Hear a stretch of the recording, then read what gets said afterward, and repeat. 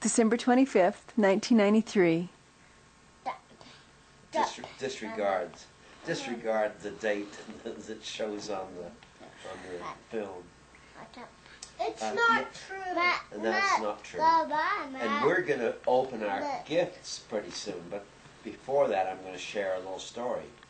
It's kind of a Christmassy story, because in a little Midwestern town, anytime they mention Christmas pageants, people think of Wallace Purley. Wally's performance at a nativity play is gone down in legend, and the old-timers that were at the performance that night never tire of telling exactly what happened. Wally was a 9 that year, and he was in 2nd grade. Should have been in 4th.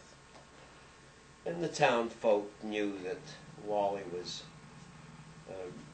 couldn't keep up.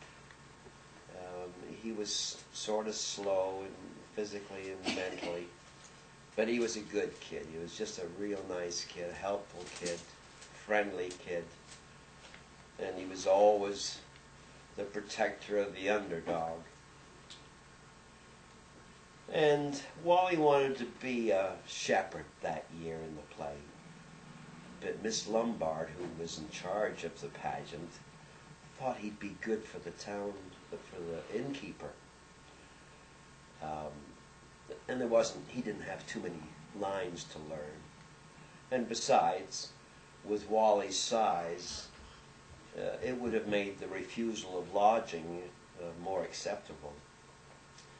And so it happened. Here comes the big night of the festival, and the audience was waiting patiently, and the auditorium was full of halos and beards and crowns, and there was a stage full of squeaky voices, and nobody off stage or on stage was more excited, more caught up with the magic of the evening than Wallace Purley. The time now came for Joseph to approach the inn. He guided Mary tenderly toward the inn door. It was a big wooden door set up on the painted backdrop. Joseph knocked real loud on the door, and Wally was there waiting. "What do you want?" And Joseph said, "We're seeking lodging." Wally retorted, "Seek it elsewhere. We have no room here."